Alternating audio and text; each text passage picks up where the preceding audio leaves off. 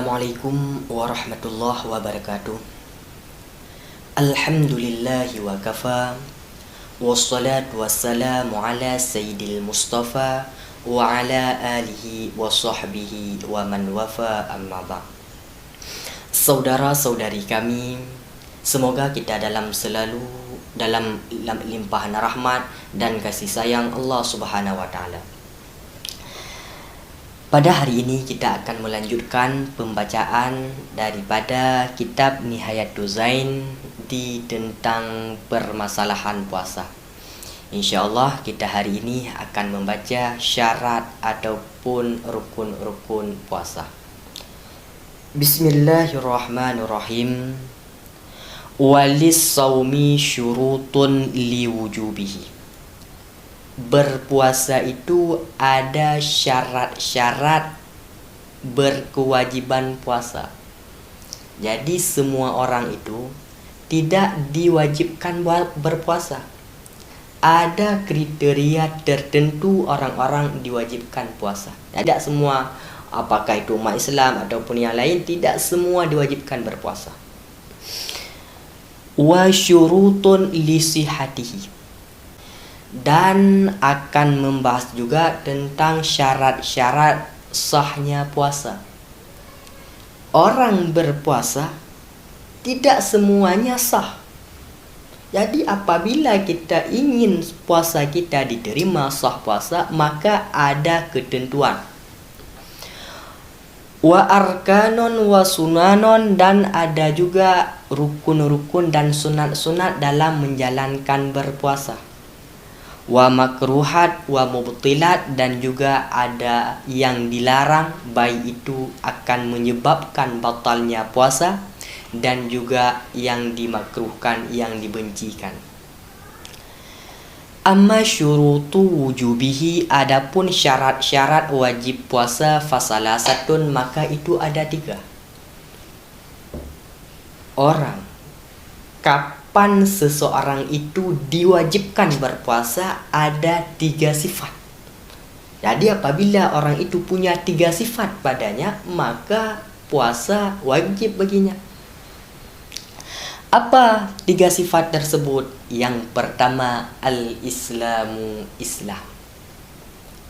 Misalkan ada orang daripada agama non-muslim berpuasa, maka tidak wajib puasa baginya.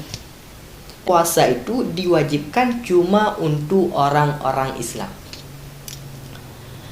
Wat taklifu, dan taklif. Taklif ini dibebaninya hukum. Taklif ini baligh dan berakal. Makanya kalau ada anak kecil ataupun orang yang gila, maka tidak diwajibkan berpuasa. Anak kecil, orang gila itu dinamakan dengan tiada taklif. Taklif itu dibebani hukum. Mereka itu tidak ada hukum bagi mereka. Makanya syarat daripada wajib puasa itu ialah taklif. Bukan anak kecil dan juga bukan orang yang gila. Tapi bagaimana bila ada anak kecil yang berpuasa? Dia tidak wajib berpuasa, tapi seandainya anak tersebut yang belum sampai balik berpuasa, apakah bisa atau enggak? Ulama keempat mazhab, imam daripada Abu Hanifah, Imam Maliki, Imam Syafi'i, Imam Hambali, mereka mengatakan selain daripada Imam Maliki. Imam Maliki berpendapat bahawa orang tua tidak diwajibkan untuk memerintahkan anaknya berpuasa. Tidak diwajibkan. Tapi kalau solat itu diwajibkan. Sedangkan 3 imam yang lain, Imam Hanafi, Imam Syafi'i, Imam Hambali, mereka melihat sebagaimana di hadis Nabi, murru auladakum as-salah wa hum abna'u sab'i sinin wadribuhum wa hum abna'u 10 sinin, bahwa perintahkan anakmu salat apabila ia sampai 7 tahun. Sedangkan bila ia sampai 10 tahun, maka beri ganjaran olehmu dengan cara memukul ataupun sebagainya. Kalau 3 imam yang tadi melihat hadis ini. Dalam hadis tersebut bahawa Nabi menyuruh kepada orang tua apabila punya anak kecil untuk memerintahkan solat di sana. Jadi beliau kias itu membandingkan satu persoalan dengan persoalan yang lain. Kalau misalkan di perkara solat, bila ada anak kecil tidak solat, orang tua harus memerintahkan anak tersebut. Berarti juga sebaliknya, bila ada anak kecil tidak berpuasa, orang tua berkewajiban memerintahkan anak tersebut untuk berpuasa. Anak itu tidak wajib berpuasa, tapi kita orang tua harus mengajarkan, memerintahkan anak tersebut untuk berpuasa. Kalau Imam Malik enggak. Imam Malik mengatakan hadis itu cuma untuk solat, tidak untuk puasa. Kalau untuk puasa, tidak dianjurkan orang tua memerintahkan anaknya yang belum balik berpuasa, tidak dianjurkan. Dan wal qudratu ala saumi, dan syarat kewajiban berpuasa, qudratu ala saumi, bagi orang-orang yang kuasa untuk berpuasa. Apabila sakit ataupun yang lain, maka tidak diwajibkan puasa baginya. Makanya ketika di dalam Al-Quran, di Quran surat Al-Baqarah di ayat yang ke-184 itu dinyatakan, fa in kana minkum maridan aw ala safarin fa iddatu min ayyamin ukhar, bahwa bagi mereka yang tidak mampu melaksanakan kewajiban berpuasa, maka harus diganti dengan hari yang berikutnya. Misalkan kita di bulan Ramadan ini ditimpa satu musibah, satu sakit yang mana tidak bisa berpuasa, maka kedepannya sesudah lebaran dianjurkan, diwajibkan untuk qada. Wa 'alal ladzina yutiqunahu fidyatun ta'amul miskin. Tapi apabila ada mereka-mereka yang sudah tidak mampu lagi berpuasa, bisa jadi karena tua ataupun karena sakit yang tidak diharapkan kesembuhannya, maka fidyatun ta'amul miskin, mereka memada dengan membayar fidyah. Yajibu saumu Ramadan ala mukallafin mutiqin lahu, bahwa kewajiban puasa Ramadan itu diwajibkan di atas mukallaf. Mukallaf itu ialah orang yang taklif, baligh dan berakal. Mutiqul lahu, lagi yang sanggup untuk berpuasa. Wa syurutu sihatihi arba'atun, dan syarat sah berpuasa itu ada 4. Kalau tadi itu seseorang diwajibkan berpuasa punya sifat yang 3. Kalau orang itu punya 3 sifat, maka wajib puasa baginya. Ketika dia puasa, apakah puasa itu sah enggak, maka dilihat lagi dari syarat sahnya. Apabila kita berpuasa, ingin puasa kita sah, maka harus punya 4 daripada syarat. Yang pertama, al-islamu, Islam. Misalkan ada orang di luar Islam, murtad ataupun kafir, maka berpuasa mereka tidak sah, puasa mereka tidak diterima oleh Allah Ta'ala. Tapi seandainya ada orang kafir tiba-tiba di 10 ataupun 15 Ramadan masuk Islam, maka puasa yang wajib di mana? Apakah di 10 ataupun 15 Ramadan tadi, di sana dimulai pertama wajib puasa, ataupun di hari pertama Ramadan? Maka ulama berpendapat bahwa orang kafir yang masuk Islam di 10 Ramadan, kewajiban puasa baginya di hari 10 sampai seterusnya. Sedangkan hari 1 sampai 9 Ramadan itu tidak diwajibkan berpuasa. Sebagaimana Allah Ta'ala berfirman di Quran surat Al-Anfal, Quran surat yang ke-8 ayat 38, Bismillahirrahmanirrahim. Qul lilladzina kafaru in yantahu yughfar lahum ma qad salaf. Katakan kepada orang-orang kafir, in yantahu, jika mereka berhenti dari kekafiran ataupun jika mereka masuk Islam, yughfar lahum ma qad salaf, maka dosa-dosa yang pernah mereka kerjakan, baik itu khamar ataupun judi dan sebagainya, maka dihapuskan oleh Allah Ta'ala. Ataupun kewajiban-kewajiban yang pernah diwajibkan, solat, puasa, maka itu tidak harus mereka qada. Apabila ada orang kafir masuk Islam, pertama kali wajib puasa hari dia masuk Islam. Dan syarat sah puasa lagi ialah an-niqa'u minal haidhi wan nifas, suci daripada haid dan nifas. Ada orang Islam, perempuan, baligh, berakal, maka dia wajib berpuasa. Tapi seandainya perempuan tersebut ada haid, dalam masa haid ataupun nifas, bila ia berpuasa maka puasanya tidak sah. Kapan perempuan itu sah puasa? Harus suci daripada haid dan nifas. Kalau misalkan ada perempuan haid ataupun ada perempuan nifas, maka fa'iddatu min ayyamin ukhar, dia harus mengqadha di hari keseterusnya. Setelah daripada lebaran, maka dia qadha di sana. Beda dengan salat. Karena kalau salat, apabila ada perempuan misalkan haid 7 ataupun 15 hari, maka tidak disyaratkan, tidak dianjurkan untuk qadha salat. Beda dengan puasa. Kalau puasa, perempuan yang haid nifas setelah daripada lebaran, maka wajib qadha puasa tersebut.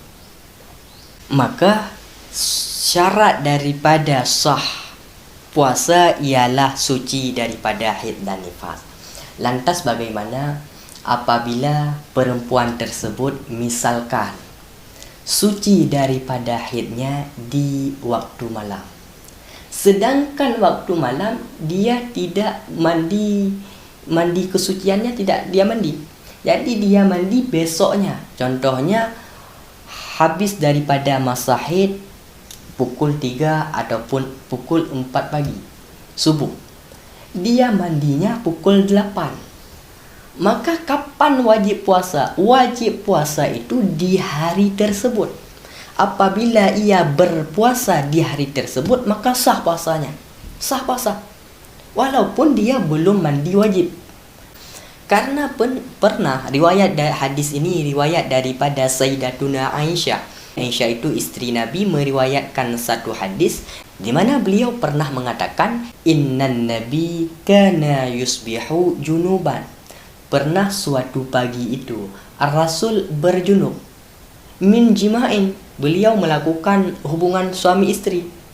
Lantas ketika subuhnya beliau enggak mandi, summa yasumu, besoknya langsung puasa, enggak mandi junub. Rasul malamnya junub, enggak mandi, berpuasa. Jadi apabila seseorang itu dalam keadaan hadas besar, maka sah puasanya walaupun dia belum mandi.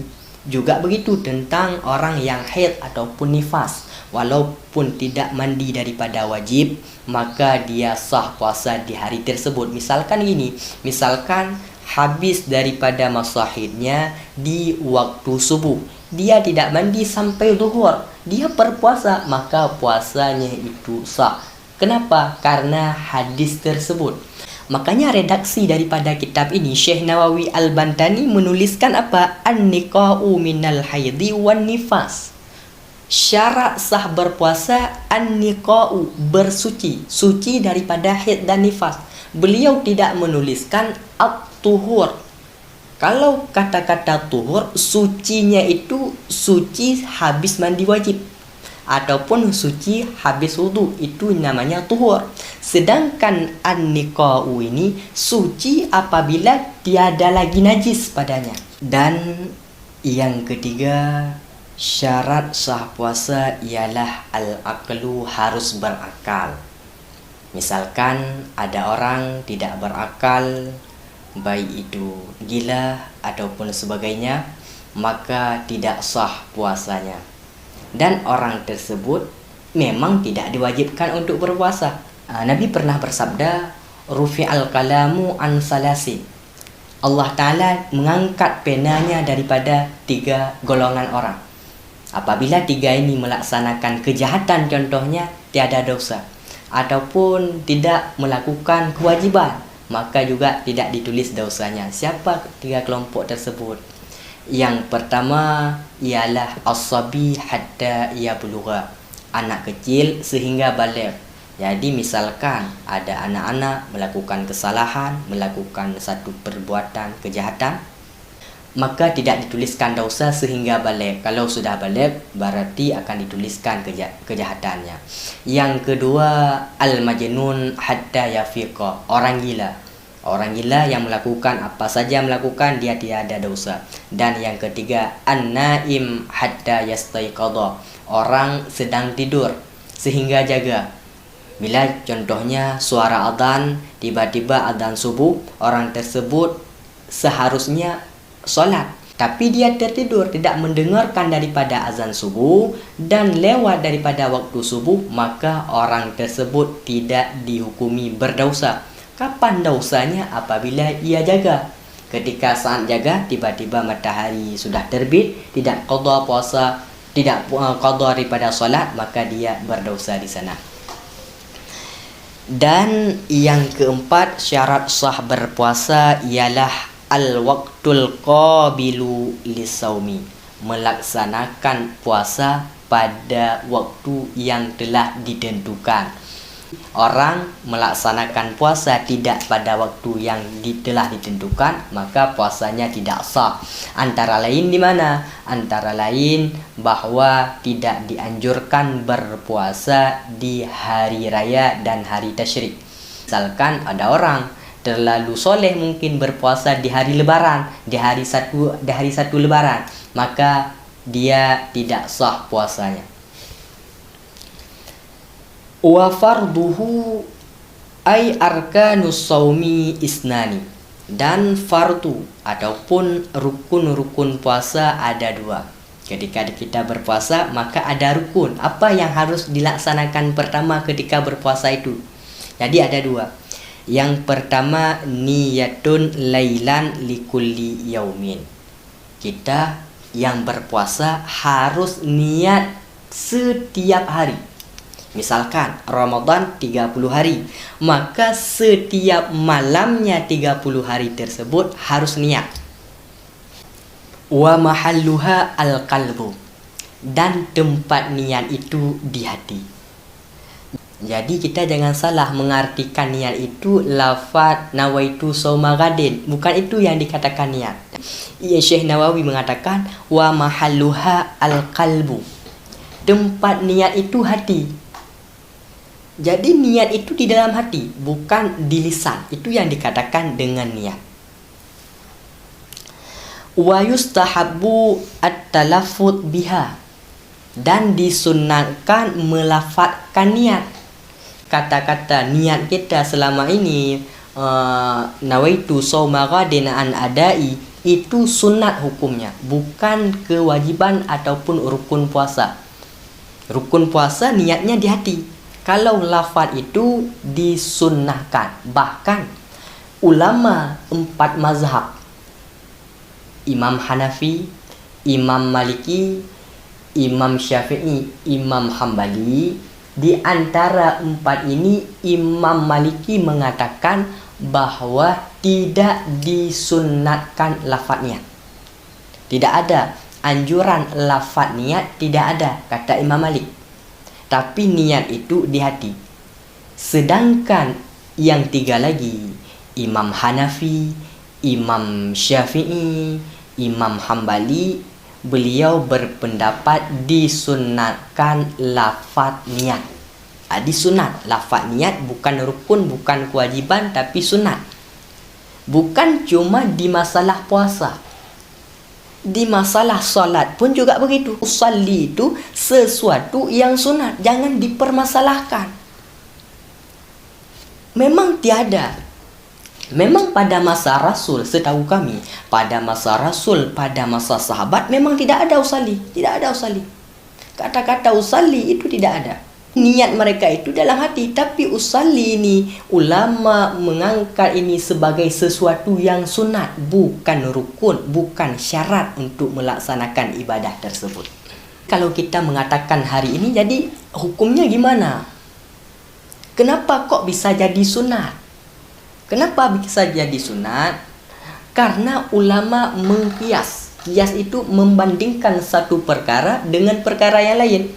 Innal qiyasa fahuwa raddul far'i li asli fi hukmi sahihi syar'i. Puasa dan salat itu tidak di lafaz niatnya, tidak di lisan, tapi di hati. Sedangkan yang ada di Nabi itu, Nabi pernah melafazkan daripada niat haji. Makanya karena Nabi pernah melafazkan, ulama mengkias, membandingkan. Kalau di sana di haji Nabi berlafaz niat, jadi di sini juga disunatkan berarti. Kenapa? Karena sama-sama punya kesamaan. Haji itu kewajiban, haji itu rukun Islam. Nabi lafaz niat. Sedangkan puasa juga rukun Islam, kewajiban. Salat rukun Islam, kewajiban. Berarti juga ada sunat berlafaznya. Ada permasalahan di kita hari ini tentang kias. Ada sebahagian daripada kita mempermasalahkan hari ini tentang bagaimana hukum kias itu. Perkara yang sesuatu tidak ada pada masa Rasul, tiba-tiba ada pada masa sekarang. Mereka mempermasalahkan, kok ada kias?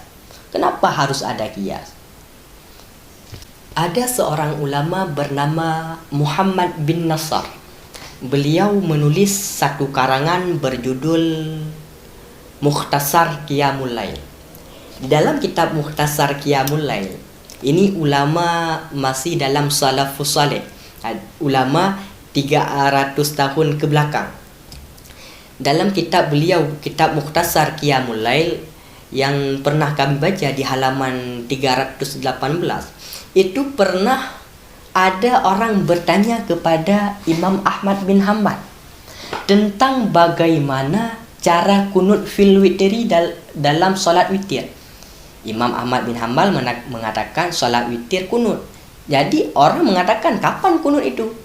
Makanya Imam Ahmad bin Hanbal mengatakan bahwa kunut solat witir sama seperti kunut subuh. Jadi kapan kunut subuh? Oh, kunut subuh sesudah daripada rukuk. Solat witir juga sesudah rukuk. Dan harus angkat tangan. Begitu juga di solat witir harus angkat tangan. Di akhir daripada perkataan tersebut, Imam Ahmad bin Hanbal berkata, wa dzalika ala qiyasi fi'lin nabi. Dan pendapat solat kunut di waktu witir tersebut, beliau mengkiaskan kepada kunut subuh. Ulama setingkat Syekh Ahmad bin Hanbal yang pencetusnya mazhab Hambali tersebut mengatakan adanya kias. Kalau sekarang ada ulama mungkin mengatakan, oh tiada kias, yang ada cuma Al-Quran dan Sunnah. Berarti itu agak kurang tepat.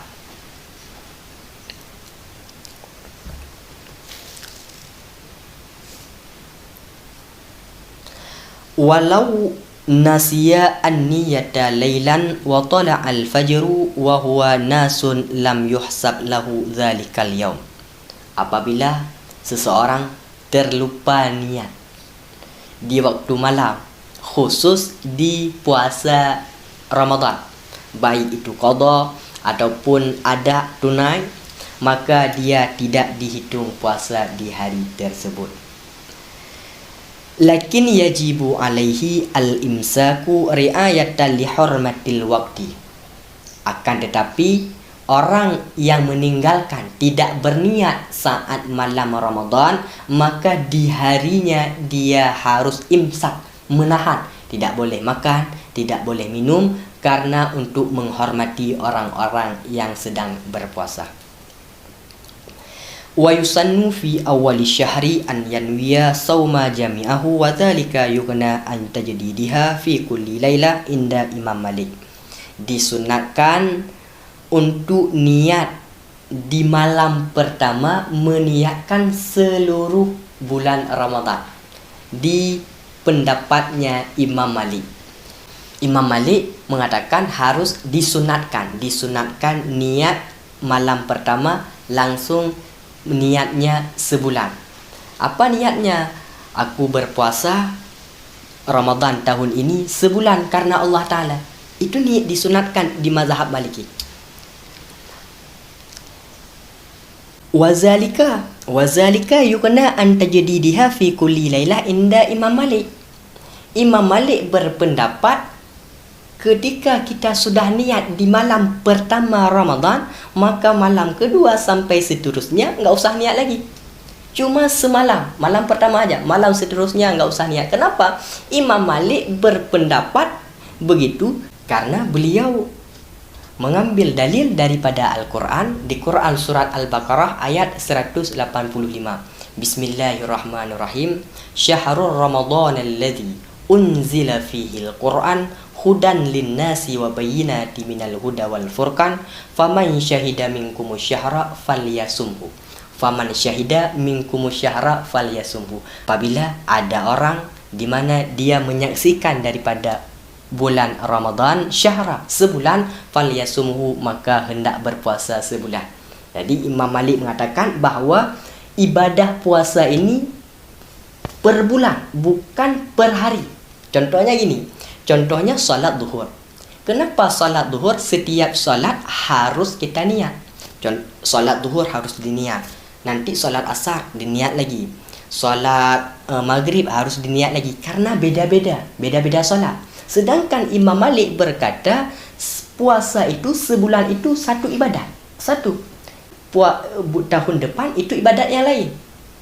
Maka sekali niat di malam pertama memadai untuk malam seterusnya. Karena ibadatnya cuma 30 malam itu sekali ibadat. Itu pendapat Imam Malik. Lantas bagaimana kita pandangan mazhab Syafi'i? Fayusannu zalika indana li'annahu rubbama nasiyat tabyitu fi ba'dil layali fayaqlidu Imam Malik. Maka ulama-ulama dalam mazhab Syafi'i mengatakan disunatkan indana bagi kita untuk juga meniatkan di malam pertama sebulan. Malam pertama langsung kita niatkan aku berpuasa tahun ini, puasa Ramadan sebulan lillahi ta'ala. Kenapa kita harus niat sebulan? Karena apabila malam seterusnya, kedua, ketiga, keempat ataupun 20, malam 20, 22, 23 kita tiba-tiba lupa dengan niat malam, maka kita bisa mentaklidkan, mengikuti pendapat Imam Malik. Saat itu langsung kita, hari ini aku berpendapat dengan pendapat Imam Malik yang mengatakan tidak ada harus niat malam, yang ada cuma niat waktu malam pertama. Makanya ulama-ulama di mazhab Syafi'i mengatakan sunatnya niat juga di malam pertama Ramadan untuk sebulan.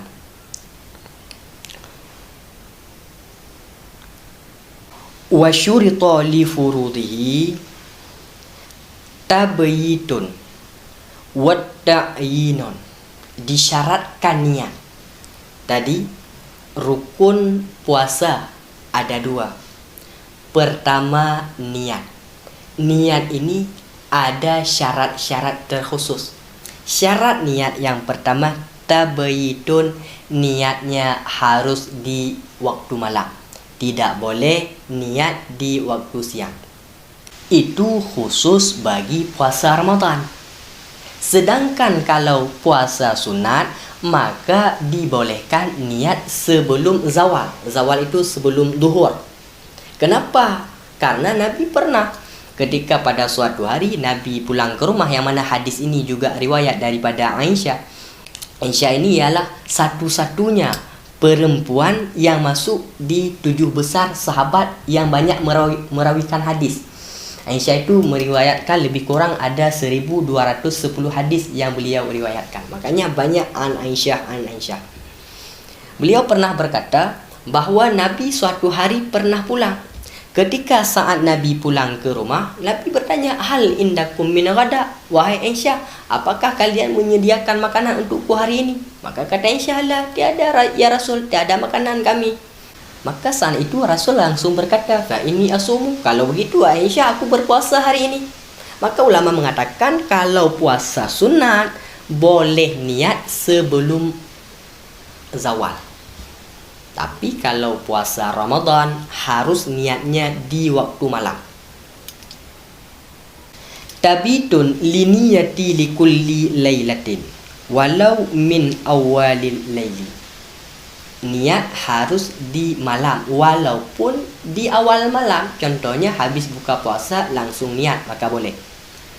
Wala yajibut tabayitu fin nafli saumi bal tasihu niyatuhu qabla zawali bi syartin alla yasbiqaha munafil lisaumi.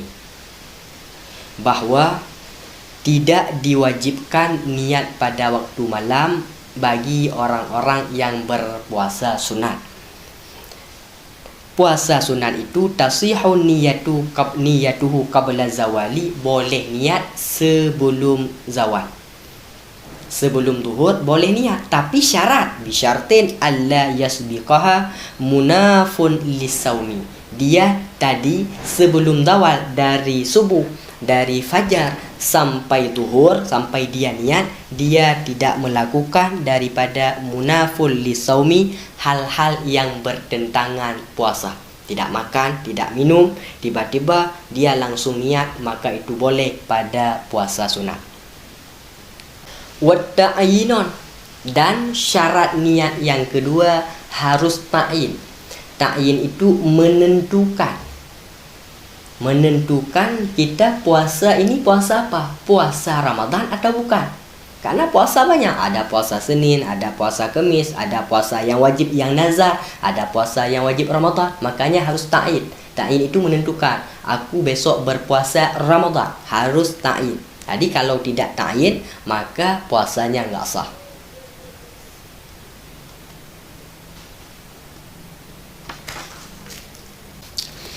Wa akmaluha nawaitu sawma ghadin an adai fardhi ramadhani hadhihi sanati lillahi ta'ala.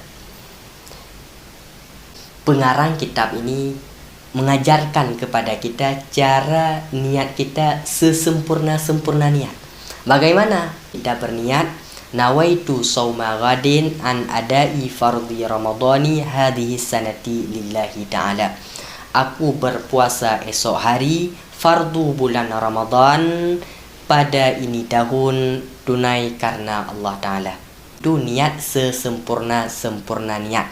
Pokoknya niat harus ta'in, menentukan, tidak mesti begini. Mungkin cukup sekian untuk pertemuan kali ini. InsyaAllah ke depan kita akan membaca hal-hal yang membatalkan puasa. Apa-apa perkara-perkara di mana apabila kita melakukan perkara tersebut maka puasa kita akan batal. InsyaAllah kita akan melanjutkan besok. Maka kami mohon maaf atas segala kesilapan, atas segala kesalahan kami. Billahi taufiq wal hidayah. Assalamualaikum warahmatullahi wabarakatuh.